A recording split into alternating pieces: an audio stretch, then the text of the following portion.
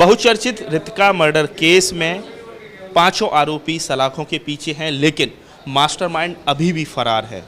परिवारजन लगातार उच्च अधिकारियों के पास संपर्क कर रहे हैं, लेकिन उनको न्याय नहीं मिल रहा है। और आज रितिका के माँ बाप, जो उनकी मां है मंजू सिंह और उनके पिता सुरेंद्र सिंह, आज फिर एडीजी जोन आगरा राजीव कृष्ण से मिले हैं। और उसमें उन्होंने कहा है कि जो सीडीआर रिपोर्ट निकल कर सामने आई है, उसमें किस तरीके से 25 मिनट के भीतर 8 बार आकाश गौतम ने 24 जून को दीपाली अग्रवाल से संपर्क साधा। यानी जिस वक्त वो फ्लैट के अंदर था, लगातार दीपाली आकाश गौतम के संपर्क में थी। और इसको लेकर इस मामले में 120 भी यानी क्रिमिनल कॉन्स्पिरेसी की धारा में मुकदमा दर्ज कर उन्हें जेल भेजा जाए, इसको लेकर आज जो पीड़ित परिवार मिला है। मैडम, आप एडीजी साहब से मिली हैं, आपने क्या क्या बातें रखी हैं? उनके सामने ने बातें रखी हैं कि जो सीडीआर निकल के आई है आकाश और दीपाली अग्रवाल की, जिस दिन मर्डर हुआ था मेरी बेटी का, उस दिन फ्लैट में ही 11:59 पर बात हुई है दीपाली और आकाश की। और क्या नाम है, और 2-3 सीडीआर और निकल के आई हैं। अभी क्या नाम है, अनिल धर की हैं और कुछ और भी लोग हैं इसमें, उनका भी पता नहीं चला। लेकिन वो क्या नाम है इसका, दीपाली अग्रवाल की जो बातचीत हुई है काफ़ी देर तक, तो वो सब सीडीआर निकल गए हैं। वो सब चीज़ हमने यहाँ बताई हैं आकर के, और हम कई बार आ चुके हैं, इनके पास भी आ चुके हैं यहाँ एडीजी साहब के पास, और सीओ मैडम के पास भी जा चुके हैं। और सीओ मैडम तो अब हमें धमकी देने लगी हैं। सीओ मैडम क्या नाम है? हाँ, अर्चना जी। क्यों, हम परसों गए थे तो हमें 3 दिन बाद बुलाया था कि 3 दिन बाद जब हम गए तो हम कहने लगी कि क्या नाम है, जो आपको करना है कर लेना, जहाँ शिकायत करनी है वहाँ करिए, लेकिन हमारे पास आपके पास तो अब तो इलेक्ट्रॉनिक एविडेंस है, आपका सीडीआर है, आपके 2 दिन पहले भी वो वहाँ गया था उनके दीपाली के घर पे। नहीं, तो हमने सब चीज़ उनको बताई और सब चीज़ पता है उन्हें, और सब दिखाया भी हमने। सीडीआर लेके गए तो वो भी सब दिखाई थी, लेकिन उसके बाद भी पता नहीं ये क्यों नहीं सुन रहे हैं। ये हमारी कुछ समझ से बाहर है। हम यहाँ भी आते हैं और ये आश्वासन देते हैं, और जहाँ भी जाते हैं हमें आश्वासन मिलता है, लेकिन कोई कार्यक्रम नहीं हो रहा, हमारा कोई कार्य मतलब सुनवाई नहीं हो रही है। कुल मिला के एडीजी जोन साहब से मिली तो कुछ क्या उन्होंने क्या कहा?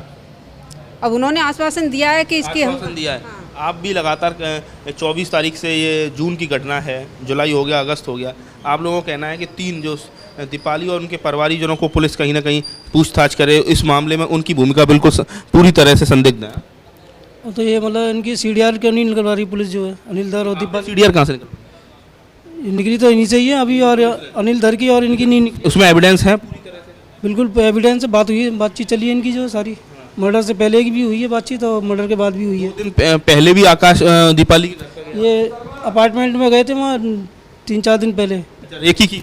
हाँ, रेकी की थी। अनिल धर बाहर रहता था और ये आकाश अंदर जाता था, पूछता किराए के बहाने से जाता था फ्लैट के लिए, और इसी तरह मतलब रेकी करता था वहाँ पे जाकर के मर्डर के बारे में। अच्छा, आपको लग रहा है कि असली मास्टरमाइंड दीपाली और उसके परिवारजन है? दीपाली और अनिल धर है मास्टरमाइंड इनके, इन्होंने उनके पैसा दे करके मरवाया खुद। फिरौती की बात भी सामने आ रही है कि फिरौती का?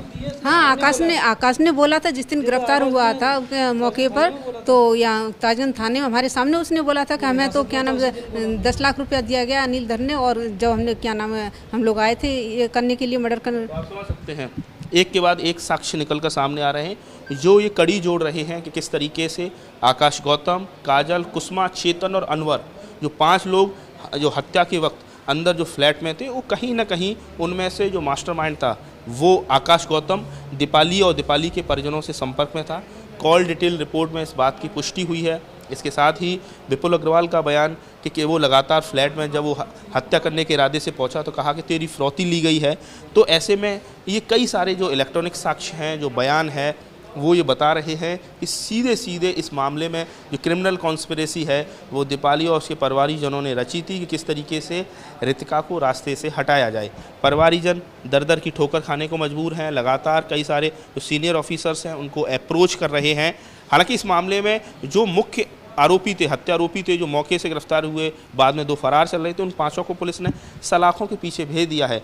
लेकिन अभी भी जो मास्टरमाइंड है उन पर किसी भी तरह से कोई कार्रवाई नहीं हुई है। और ये मास्टरमाइंड है दीपाली अग्रवाल, अनिल धर और सत्यम धर, यानी दीपाली और दीपाली के पिता और उनके भाई। कुल इसको लेकर एडीजी जोन आगरा राजीव कृष्ण का कहना है कि पीड़ित परिवारजनों ने उनसे मुलाकात की है, तमाम साक्ष्य उपलब्ध कराए हैं। हम इसको इन्वेस्टिगेशन में शामिल करेंगे, और अगर ये लोग इनका दोष पाया जाता है तो ज़रूर इनके खिलाफ कार्रवाई की जाएगी। आगरा से नितिन उपाध्याय, एबीपी। गंगा।